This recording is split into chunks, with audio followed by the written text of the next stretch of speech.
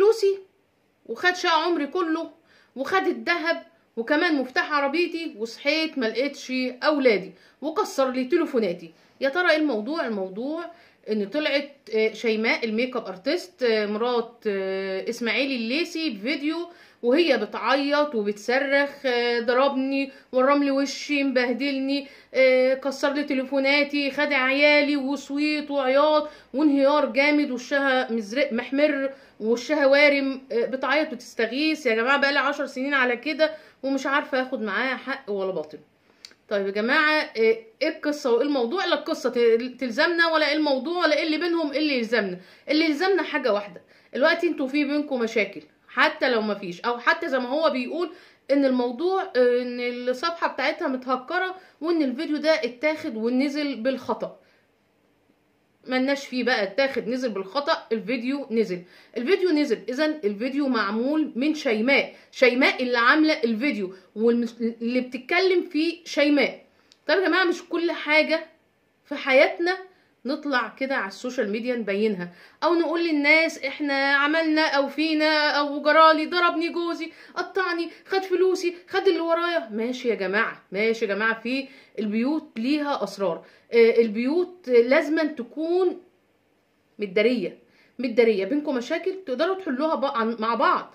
طب ما قبلها برضك خدوا بالكم برضك من حاجه، ده عين، ده العين. لو دخلتوا الصفحه بتاعت شيماء قبلها جايبه جوزها وهو جاي وجايب لها حلويات وشوكولاتات ومش عارفه ايه، لا ما في ناس ما بيحصلش معاها كده، ما بتلاقيش الحنان من جوزها مثلا، او ما بيجيب لهاش او حاجات كتير. اكيد في حرمان عند حد عاطفي من حاجه زي كده. فاما حد هيشوف حاجه زي كده طبعا هيقول شوفهم ما شاء الله، مش ما شاء الله، ممكن يشوفهم يا بختها ده كذا، مش هيسمي ولا حاجه، يا بختها ده عندها دلي. ليه المنظر ده؟ ليه تنزلوا حياتكم وليه تنزلوا كل حاجه على السوشيال ميديا كده طب بقى سيبك من ده، سيبك بقى انت نزلتي كده اولادك او بناتك هتعملي ايه مع بناتك؟ بناتك دلوقتي ما هيقعدوا كل شويه يتفرجوا على الفيديوهات ان باباهم في مشكله ومامتهم في مشكله. يا جماعه كده غلط. الاولاد هيتربوا مش سويين. لاحظوا ان اولادكم مش هيبقوا سويين لما انت تصحي اولادك وتخطف اولادك بناتك وتنزل بيهم، ولما انت تطلعي على السوشيال ميديا كده وتقولي اسماعيل ضربني، اسماعيل عملني، خد فلوسي، قطعني، اللي حاجات كتيره يا جماعه. ما ينفعش ان احنا نطلع على العلن كده ونعلن عنها. البيوت اسرار، البيوت اسرار. لكن بالنسبه بقى للنقطة التانية ان الراجل يضرب الست، ده انا بستنكرها تماما. ايا كان انا بستنكرها تماما.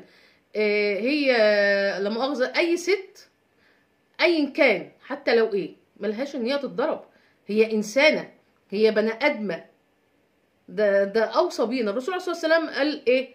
اوصيكم بالقوارير. يعني الرسول ذات نفسه قبل ما يتوفى عليه افضل الصلاه والسلام وصاكوا على النساء، قال لكم قوارير. ازاي انت تضربها؟ ازاي يجيلك الجرأة ان انت تضرب واحده ست؟ ازاي تضرب مراتك؟ ازاي تضرب ام عيالك؟ ايا كان دي ست ليها احترامها، ليها كيانها، ليها اولوياتها، ليها كل حاجه. انما تيجي انت تمد ايدك عليها، ده كده انا ما بسموش بني ادم، بسميه حاجه تانية. او بمعنى اصح احنا لما حد بيضرب واحده او بيمد ايده على واحده بنقول عليه ان هو لفظ تاني يعني، بلاش اقوله يعني. فما يصحش ان انت تمد ايدك على الست. في حقوق للسيده، في حقوق للسيدات. مش بالسهل جدا ان انت تمد ايدك عليها، انت بتكسر فيها حاجات كتير.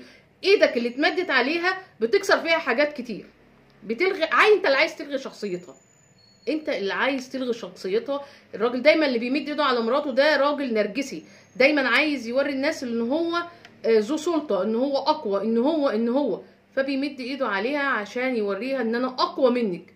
دي النرجسيه عند الرجال. دايما يحبوا زوجاتهم او الاشخاص اللي هم بيحبوهم ضعاف، فيمد ايده عليها او يمارس الضغوط عليها، او يفرض الشخصيه بالزعيق والشتيمه وي وي وي. فده اللي انا بستنكره، بستنكر الضرب. لكن بالنسبه للمشاكل ان احنا نطلع نقولها على العلن، نراعي اولادنا، نراعي ان الناس بتشوف حياتنا. يعني يا ريت ناخد بالنا من نقطه زي دي. حابه برضو اتكلم معاكم. يعني هل موقف شيماء سعيد، ان هي تطلع على وسائل التواصل السوشيال ميديا كلها وتقول اسماعيل عمل فيا كذا وكذا وكذا، هل ده موقف كويس؟ ولا الموقف محدش، ناس كتيرة موافقاني فيه؟ انا مش موافقة. اللي موافق دي شخصية بقى، عايز يسمع ويشوف القصة. انت مش موافق، يبقى انت انسان بتخاف على خصوصياتك، بتحترم اسرار بيتك، حاجات كتير. لكن انت تطلع على العلن، انا مش موافقة. في رعاية الله وحفظه. وبرجع تاني واقول الرسول عليه افضل الصلاة والسلام قال اوصيكم بالقوارير. اللهم صل وسلم وزد وبارك عليك يا حبيبي يا محمد. في رعاية الله وحفظه. سلام.